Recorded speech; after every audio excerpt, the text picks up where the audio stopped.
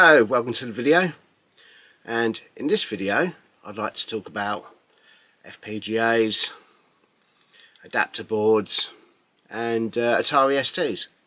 So I saw a project online that uses a Tang Nano, and for those of you that don't know, the Tang Nano is like an affordable £25 FPGA board.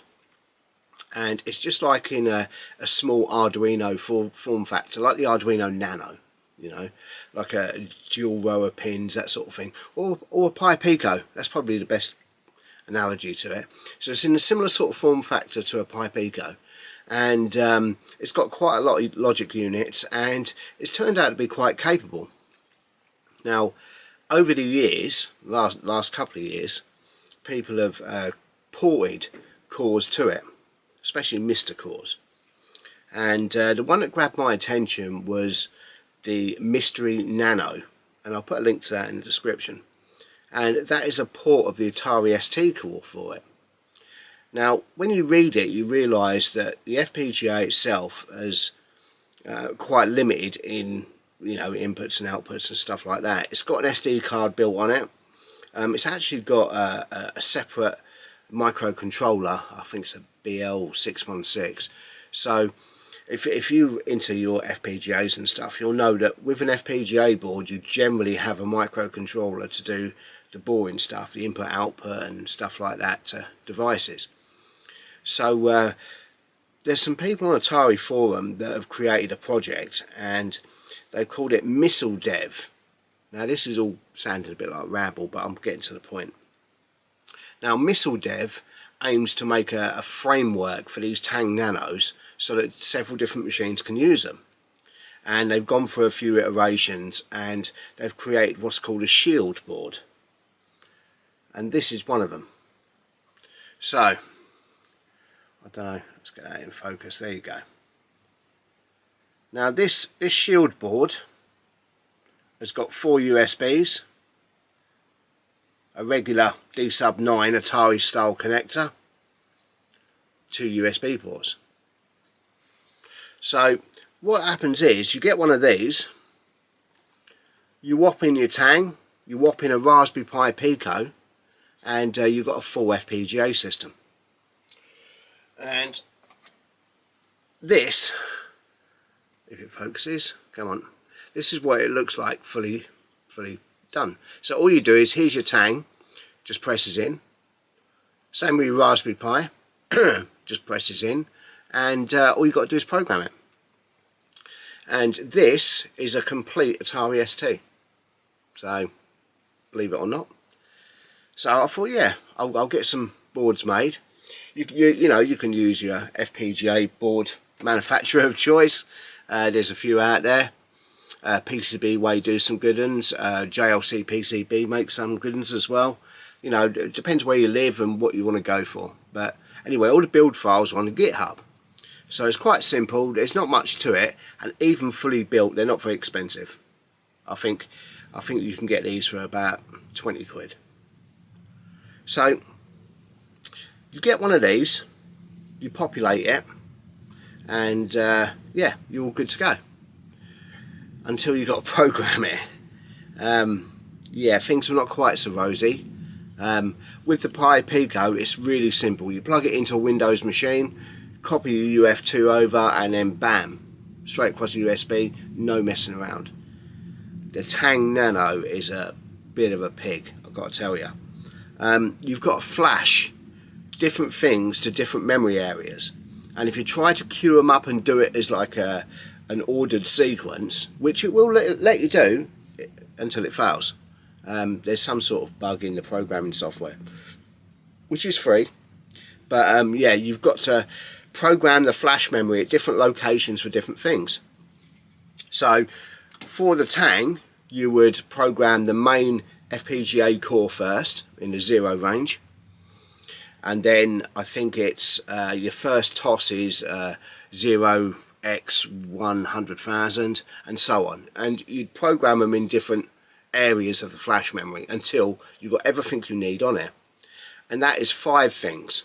So you've got the main core, you've got your primary toss for STs, your primary toss for STEs, then your secondary for STs and secondary for STEs. So it's quite good because once you've done that, you can select your TOS from the menu. Now, not everything was rosy. I thought this is quite a mature project now, and I thought it's all going to be good. The Raspberry Pi Pico is handling all the input output from the SD card, from the MIDI ports, from the USBs, and from your D-sub. And no, I think the D-sub comes straight to the FPGA pins. But anyway, it's called the FPGA Companion, and I've had a few issues with it.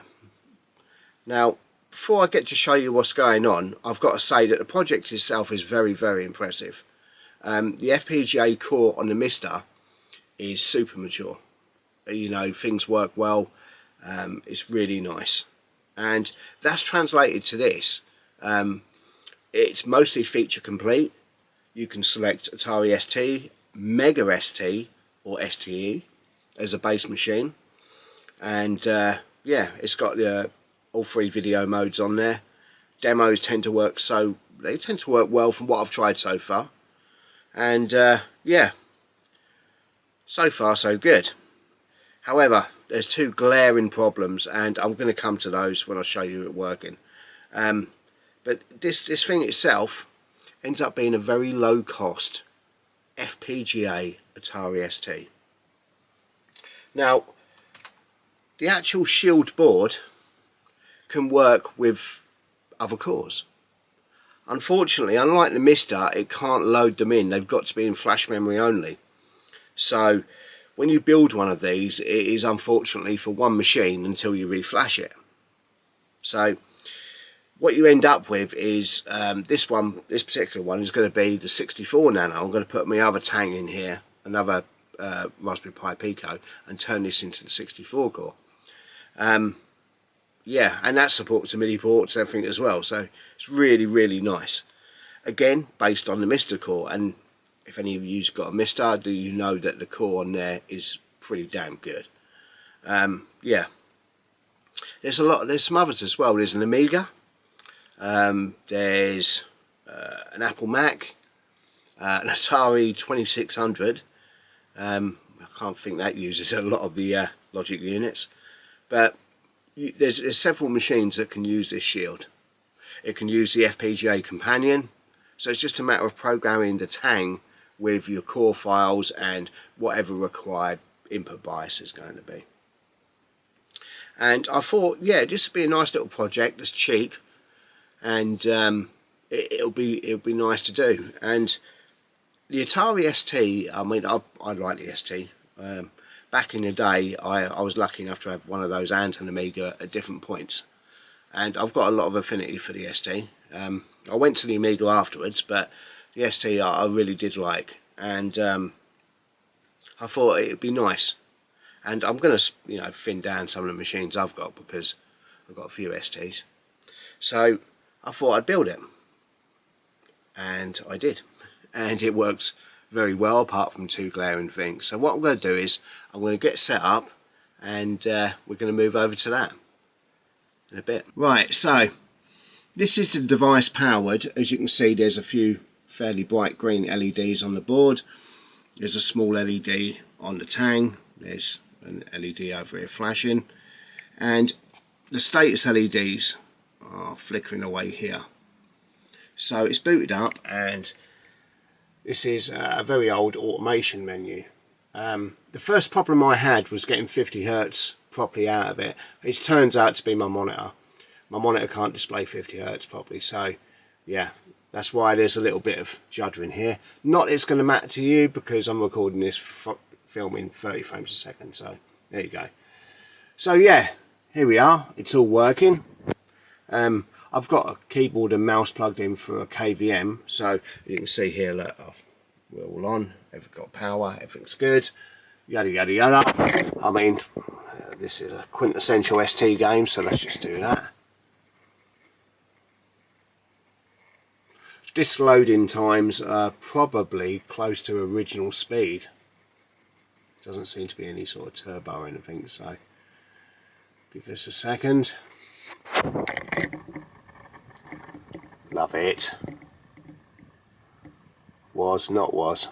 Classic.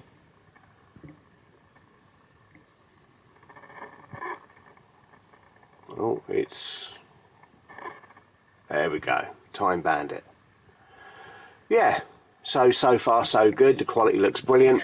What you can do is press F12 and get a menu up. And you can do all sorts of funky things. You can change the screen to wide, not wide. Some scan lines which I've got on there at the moment. Yeah, save your settings, works well enough. Storage, you can put in oh, what am I doing here? There we go. So on your storage front you can put in 2 drives and your hard drives if you want, and turn the protection on and off. So I'm recording this looking at the screen so that you can appreciate what I can hear rather than putting it through a capture device.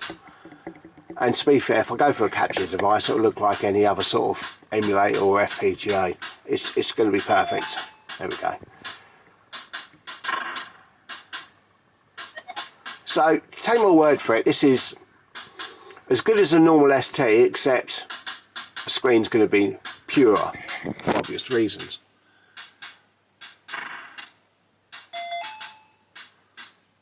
I don't know why they made the ST with such a shitty sound chip.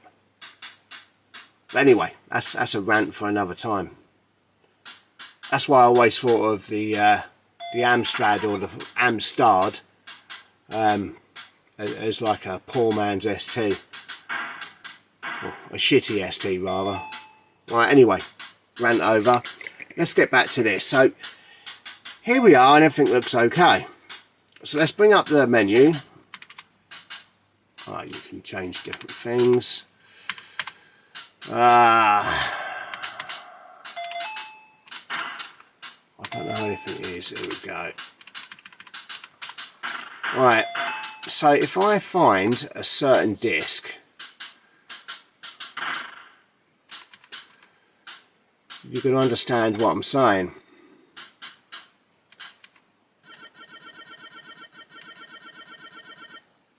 Here we go. So let's put that in.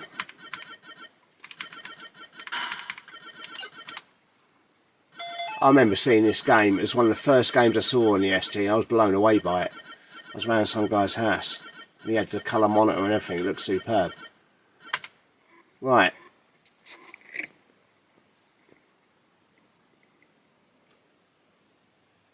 Check this out.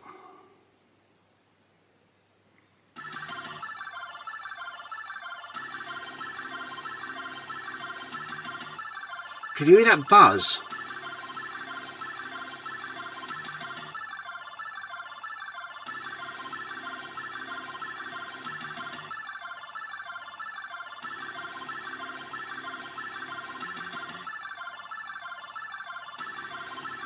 It's bad, isn't it? It does it on a few things, usually where there's sampled sound.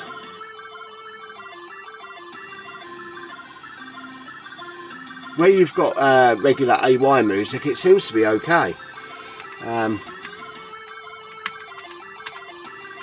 don't know if I've got...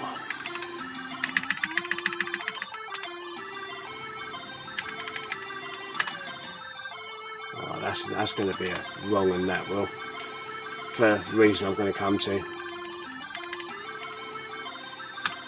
Okay, right. You can hear it, it's terrible.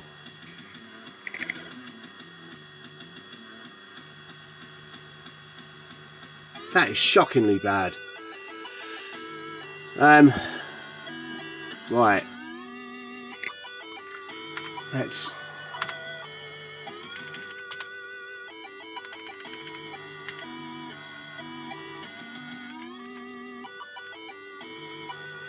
Right, so demos.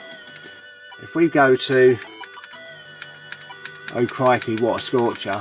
I mean, I remember that back in the day. I loved that one.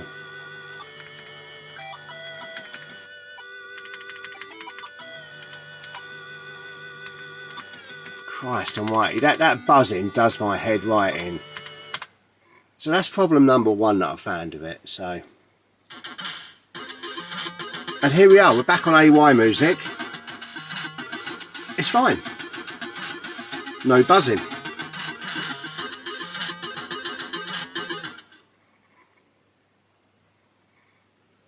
Right, so straight after this, you're going to hear some more disruptions. So, hear it? The buzzing's back.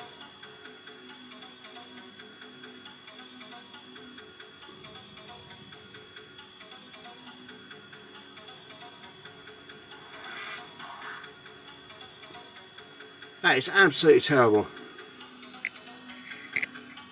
Right, so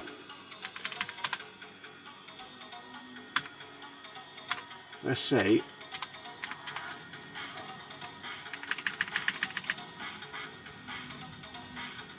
We'll show you the next problem I've run into. Ah, not that one.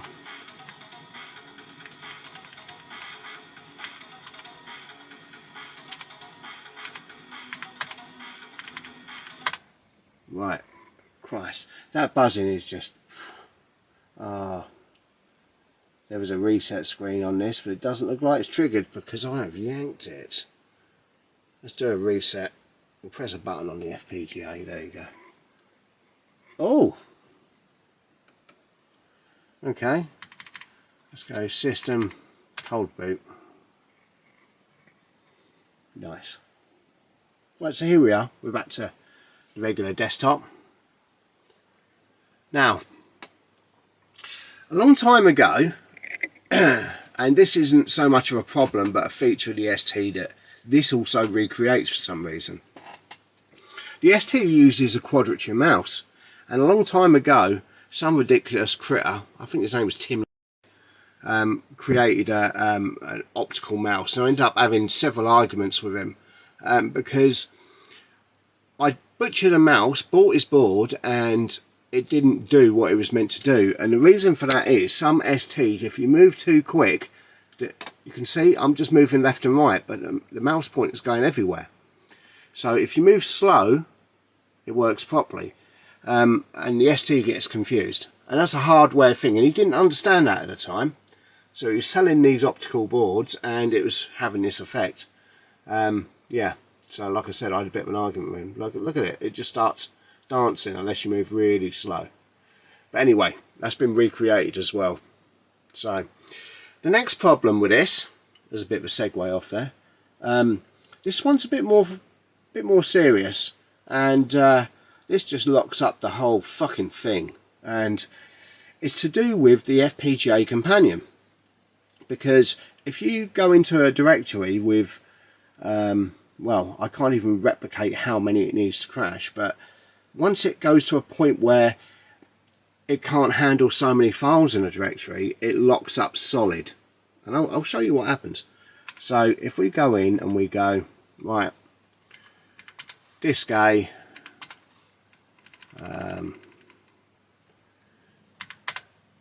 right, here we go. So automation. And there we go. You can see that I've had to convert these into 10 different files, and they've all got less than 255 files in, and that was in a vain effort to stop what is about to happen. Now, once I go into one of these, it's going to lock out the Fpga. So let's look at the Fpga. You can see my keyboard backlight's on, so is my mouse, and it's flashing. So I'm now going to press the button. And there you go, keyboard's gone off, the light stopped flashing, and it is completely frozen. I've got no mouse input, no keyboard input, and the OST is frozen on the screen. However, the ST is actually still running. So let's press S1 on the Tang, and I'll reboot it. There you go, it doesn't reboot. Unfortunately, the OSD is still frozen. So this is definitely an Fpga companion problem, not the Tang Nano. And those are the two major problems I've had. So yeah, let me just put this down and we'll go back to normal. Right, so the the Missile Dev companion board, I think the whole idea is really good. It mostly is really good, but there's two glaring problems with it. I posted on the Atari forum board over a week ago and had no reply. I actually put it on the GitHub, and I'm still waiting for someone to reply back to that. So I don't know if the project's been abandoned, or you know, whether it's because it's this time of year. Who knows? But I'm hoping that these two problems get sorted out, because if they can nail down the directory problem and that weird buzzing on sample playback, it will be an absolutely mint Atari ST replica. Really will. I still like it, and I'm still gonna. What have I done with the other board? Oh, anyway, I still like it. I'm still gonna reprogram up another one for the 64 version, because that's got a lot of good features in it. Dual SID, REU, and I'll do a video on that when it happens. But I'll be mega disappointed if it starts crashing over so many files in the directory, because that's just a complete pain in the arse, you know what I mean? But the actual thing itself is really good, and you can make one of these for less than 50 quid, and that's, yeah, that's really good for an FPGA anyway. And I know you can't load other cores on it, but I don't think that's a problem, because if you just want an ST that fits in the palm of your hand, then you're going to be hard pressed to beat this. I haven't tried the MIDI, but I understand from other people that it is bang on. Now, one of the things the ST was well noted for was its exceptionally tight timing on the MIDI signals. That's why some people, believe it or not, some people do still use them. Yeah, they're very good for that sort of thing. But yeah, so just an introduction to this. I like it. Two problems and it's phenomenal. But yeah, until then I'm going to stick with the Mister. So yeah, shame. Right, so it's the day before Christmas Eve. I'm going to say have a good Christmas. Don't forget to check out my compadres. We've got a Discord channel. Talk a lot of crap in there. Come along and have a look. So if you've got a problem or something, someone's always willing to help. Yeah, I'm Captain Commodore. Retro 4U, 8-bit retro refix.